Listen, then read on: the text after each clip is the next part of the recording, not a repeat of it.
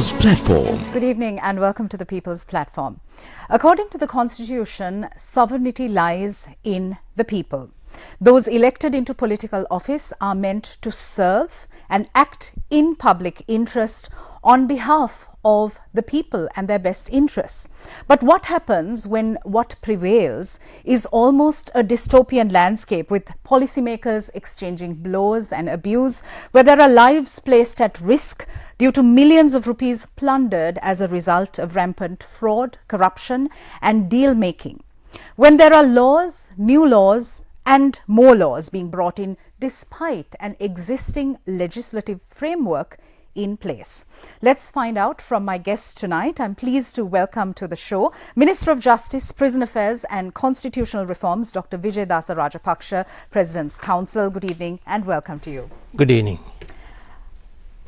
Dr. Rajapakshe, dying societies accumulate laws like dying men accumulate remedies. This wasn't said by me, it was said by Colombian political theorist Gomez Davila. We see the same situation being repeated in Sri Lanka. Why do we need to keep bringing in laws, new laws and more laws despite having an existing legislative framework in place that works?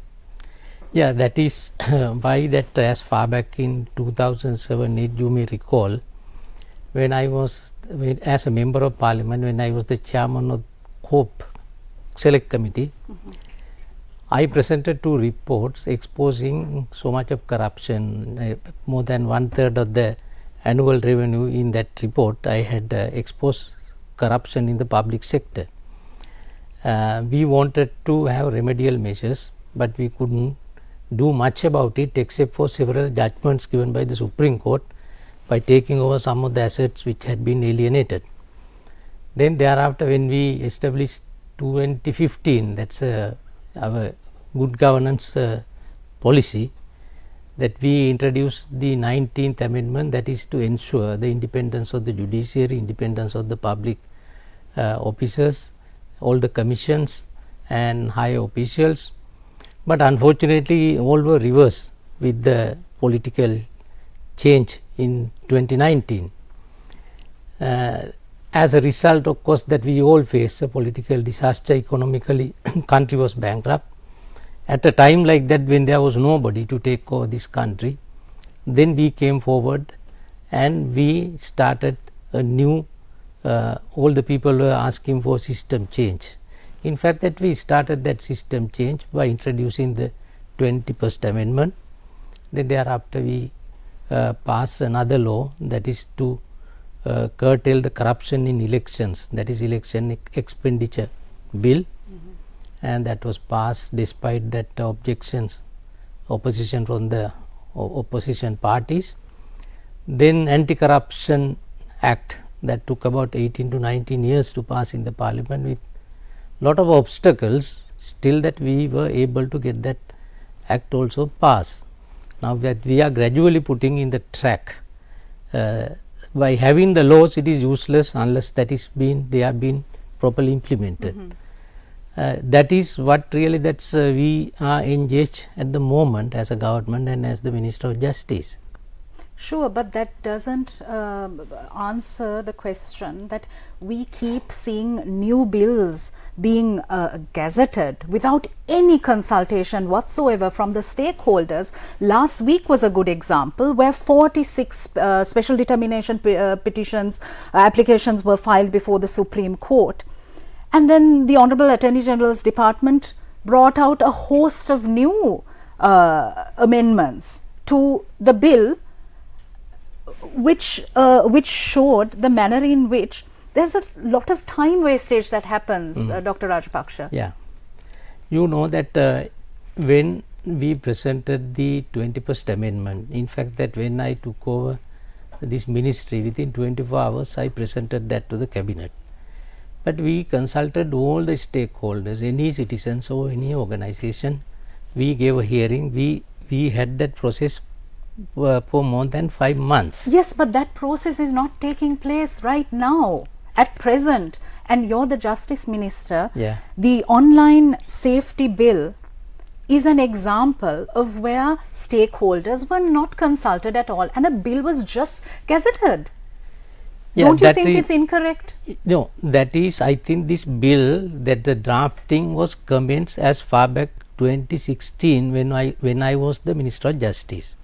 Sure. Then I think that's the law commission was responsible in the drafting the bill. That subsequently that I started some dialogue with the persons who are involved in the social media, and even after that I left the ministry, that consultation or the dialogue process went on for several years, whereas that there were many suggestions instead of a law that they will have a self-regulatory mechanism. I think that during the last, I think more than 4 to 5 years, that there had been dialogues, but ultimately nobody had taken the responsibility of implementing or introducing any that self governing system. As a result of that one, the Public Security Minister has presented this bill to the Parliament. But it is not correct to say that there was no dialogue at all. In fact, that dialogue started in 2016. What happened was, from the other side, that the police also was complaining during last 3 years there are over 10,000 victims in this year alone, this 2023. There are 3,500 complaints that those who have become victims as a result of this social media activities. Then there are two sides. You can argue on the other way, that is, it is not correct for us to have a law. Then the victims can argue that it is without a law, that that there is no remedy for us. It's a matter that still that we are open, we are discussing. Finally, you are aware that we will not interfere. That if the court says certain clauses are the violative of the fundamental rights or the right of expression, Sure. so we are not going to bypass the court. Sure. But We will respect. Dr. Rajapakshe, do you agree that proper consultation of all the stakeholders and meaningful dialogue and discourse must be had at the stage of drafting a bill?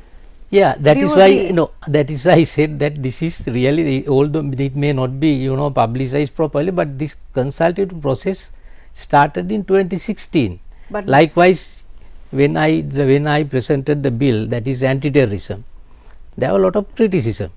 But before that, I announced that anybody who wanted to have a dialogue with me or with the government about the bill, we opened the floor for everybody. Then I gazetted the bill. Then still that there were a lot of criticism. Again I said that okay, that you come forward, we will have a dialogue. I withdrew that bill. Then again that after dialogue, that we prepared the final bill after having consultation with everybody. Even the diplomatic community, all the ambassadors and high commissioners, that they came and discussed. All the civil organizations, media organization, they came and discussed. Right. The finally what they have agreed, that we have put into, because that we must not have any misunderstanding when we make laws, that we are not making laws for the survival of the government or a leader.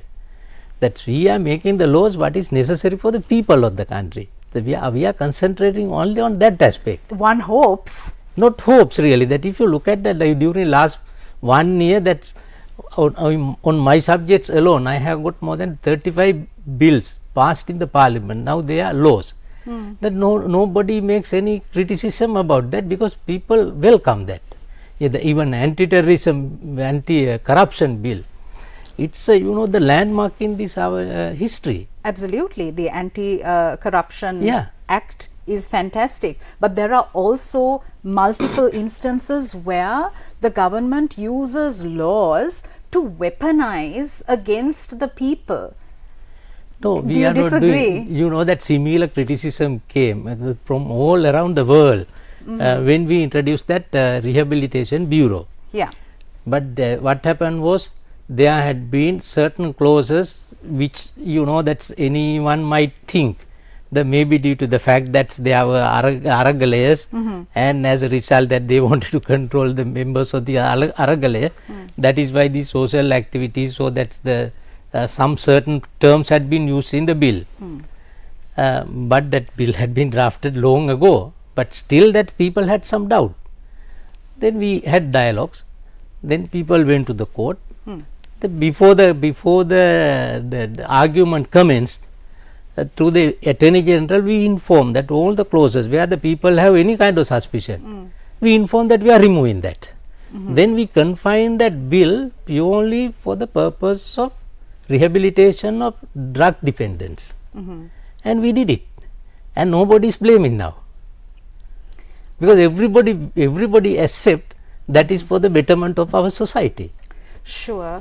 Dr. Rajapakshe, when it comes to a bill being challenged, the constitutionality of a bill being challenged before the Supreme Court, now in this online safety bill, we see how 46 petitioners have filed applications challenging its constitutionality. So the court can only go through the decide on the constitutionality. They can't really decide on the merits of the case. Correct. So that has to be done at a prior stage through consultation, meaningful consultation. Yes. Now really that we encourage that. Now not only that 46, if there are many more, we still encourage them to go to court, because finally that's even I am the minister, although I am the Minister of Justice, or even being the Parliament, that we can't interpret the law. The law has to be interpreted by the Supreme Court. That is an exclusive jurisdiction vested in the Supreme Court. Therefore, that's many people coming to court and taking many different arguments, and that is good for the development of the law. But still, even after it's been, endorsed by the Supreme Court, maybe that they might say strike down certain clauses, they might say to amend certain clauses.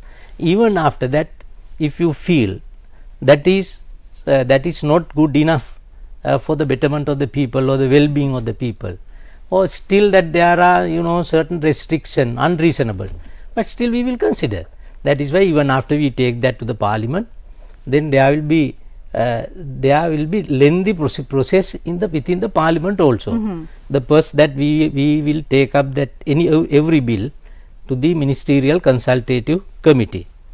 Then there is an oversight committee, and when we discuss with parliamentarians representing all the political parties, sometimes they say that certain clauses are not good, that certain clauses to be changed or amended.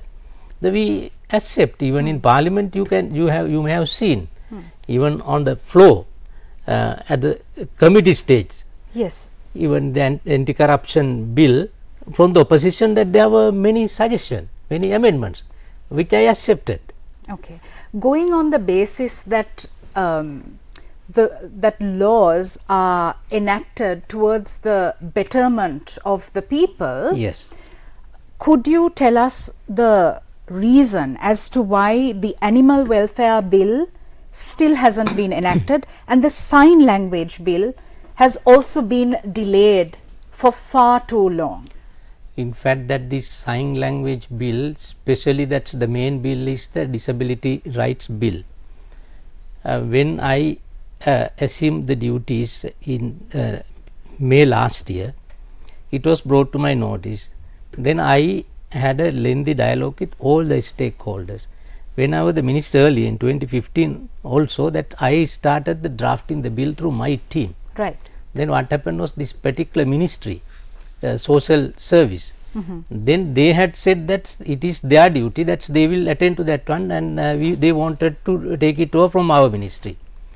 Then of course that we didn't want to get involved, possibly because it is not my subject. Yes. Then this time also, when these people came and told me, I started the meeting.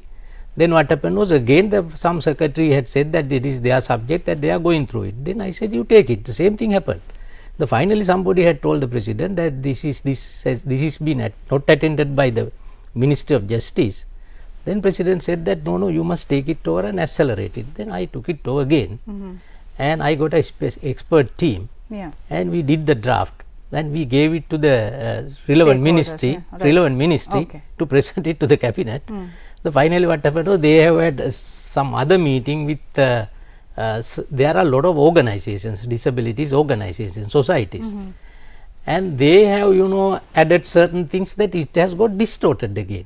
Right, but the Then act has to be brought Act has to be brought, right? yes, but it has to be when we have to bring a bill to the parliament, we have to be very careful, that there can be various other repercussions if it is not the proper one. Absolutely. And thereafter then I said that get the Attorney General legal draftment, and where certain duties had been entrusted to the Human Rights Commission, and Human Rights Commission itself came before into our ministry, and we had almost the final discussions, and now we have given entrusted that to the senior officer of the Attorney General's department and the senior officer of the legal draftment department. Okay. Again, once they finalize it, we will have to take lot of precautions. When a bill being brought to the parliament, Sure. sometimes I may have gone more than 50 times or 100 times. Yeah, I can appreciate that, but people are suffering as a result of the act not being enacted. I know that one. That is, I know, because even anti-corruption, we signed that UN charter as far back in 2004. I started the drafting in 2015, then I was removed from the cabinet 2017. That's was Sure. told What about the animal welfare bill? That also animal has welfare been bill also, delayed. that is also in that social service ministry. In fact, that there had been some discussion in the parliament. There was no much involvement of mine, very frankly. But if there is certainly that's anybody asked me to or send it to me to accelerate it and to finalize it, I can do it. But as good that you raise it, certainly I will look into that one. All right. Because I have got lot of letters also from many organizations. There were few concerns, but I unofficially got was that there are some concerns in the event. This may not be correct. Okay. This is that's unofficially what I heard. They say that some people are in villages, they are using cattle for their flowing of these paddy fields and things like that. Then even if they make use a stick, then even these farmers might be convicted for a thing like that. And there are that kind of concerns, certainly, that we will have to look into them. Sure, Yeah. absolutely. Okay, We thank have to you. be reasonable in both sides, no? Okay. Shifting gears, Mr. Minister, a few days ago, addressing the United National Party convention, the President announced that the presidential election will be held in 2024, which is next year. Now, this is already in the electoral calendar. It is nothing to be announced, Certainly, right? certainly. And there was no necessity for him to make an announcement, if not for so many vile allegations being made by many quarters, saying that we are going to postpone it. And Yeah, but that's because the local government elections and the provincial council elections have been postponed countless times. that is not by this president or this government. Either way, That is, yes, I agree. Either way, I am the only one that who opposed to the amendment of local government election bill act and also the provincial council election act. That is because that bill was drafted and we approved it. right? But when it came to the parliament in 2017, all these small parties, people call as minority parties, whatever, that's in numerically small parties, Right. with that's 5, 10, 15 members in the parliament, they all got together and pressurized the then prime minister, that is the present president.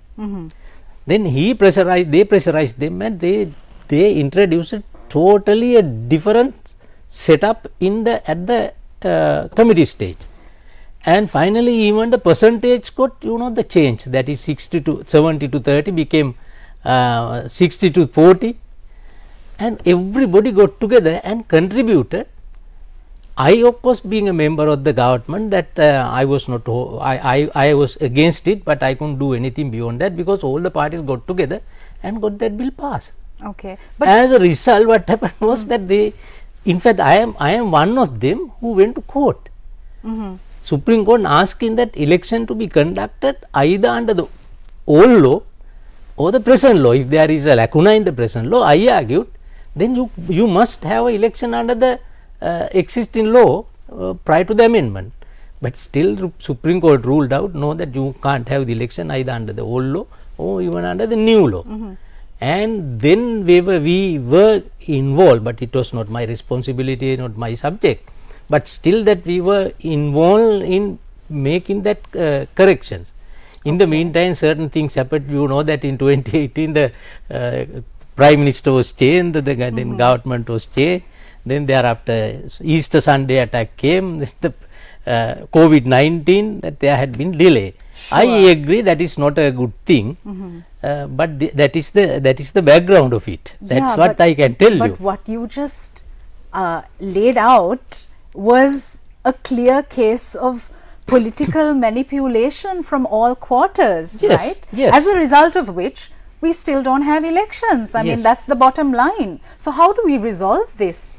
Now, just Is to it resolve, important? Is it not important? That is very important. That is why when we took over this government, now not more than 16 months, then you know the situation of the country when we took it over.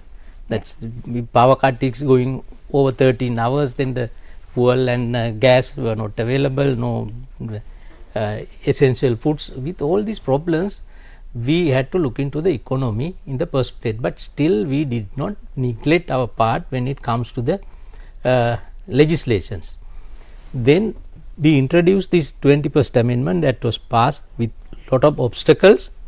That is to ensure that hereafter that politicians cannot get involved or interfere into that every sphere of the government, that there are, that judiciary must act independently, then government officials should act independently, all the commission must act independently. Then the corruption was the biggest issue, we concentrated that on and we passed that.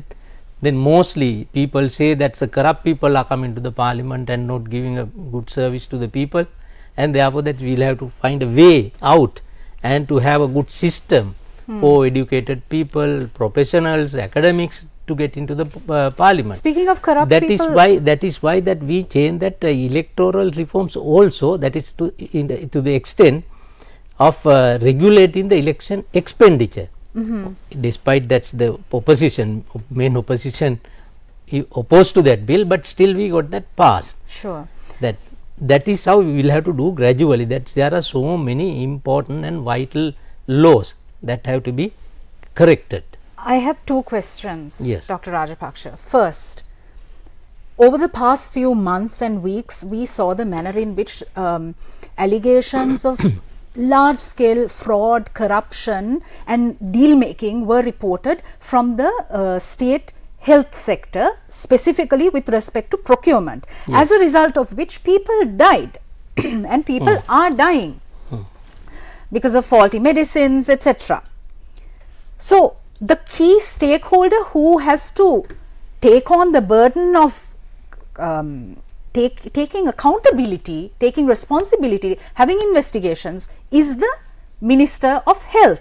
However, today in a cabinet reshuffle, the Minister of Health was just changed. So where is this issue of accountability? I mean, how does that feature?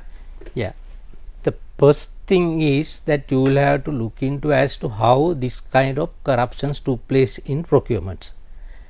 You may recall in 2015, in the 19th Amendment, we introduced two important commissions. One is National Procurement Commission, other one is National Audit Commission. The procurement process is the one where the doors are wide open for every kind of corruption. And that is why for the first time we introduced National Procurement Commission. Then if there is any corruption took place or fraud or deceits happen, then the power is given to the National Audit Commission. Those two were the most important commission as far as that's economic affairs are concerned. What happened was, when 20th Amendment was enacted, both commissions were abolished. But in 21st Amendment that we reintroduced both. Yes.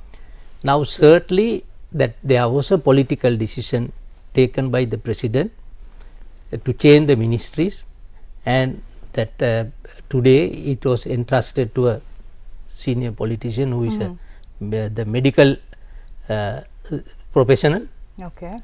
Dr. Ramesh, And certainly now this Anti-Corruption Act, that is a very powerful law. Yes. Now that came into effect on 15th of September. Yeah. Now we are going to, that's Constitutional Council is going to, they are in the process of appointing members also. Now the people have made so many complaints.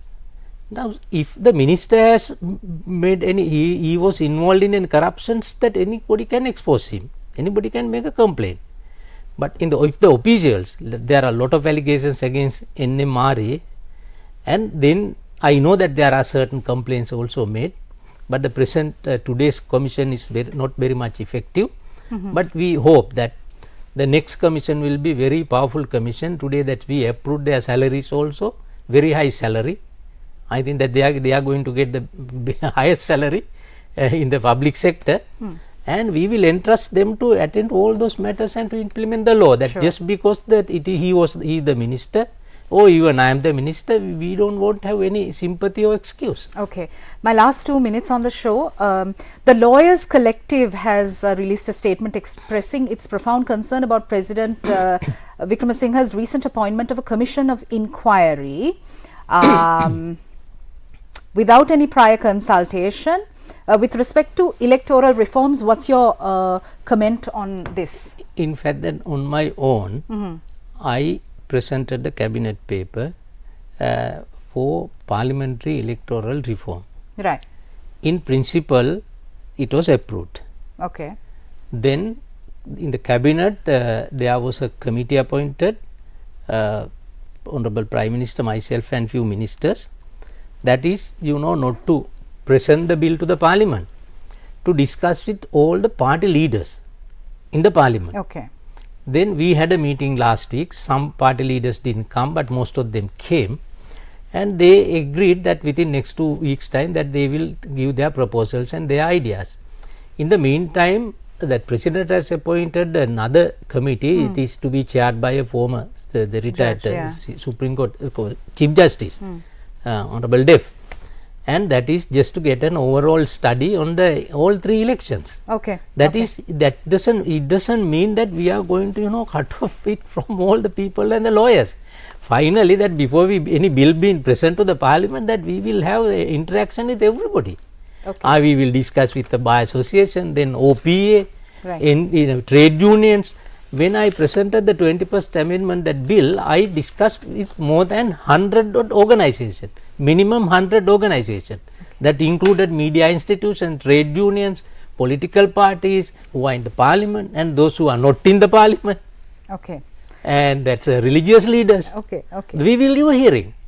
Okay, Mr. Minister, you We make will things sound hopeful. never miss the thinking of the people and their requirement. Okay. Okay. Because there is no law that requires for our benefit All right. individually. On that That is hopeful note. That is for the benefit of all of you, Sonali, yourself, myself and everybody. Okay. Well, hopeful words to live by. Thank you very much. Minister of Justice, Prison Affairs and Constitutional Reforms, Dr. Wijeyadasa Rajapakshe, President's Council. Thank you very much. Thank you very much for the opportunity that you afforded me. All right. Thank you for watching us. We'll see you again tomorrow. Good night.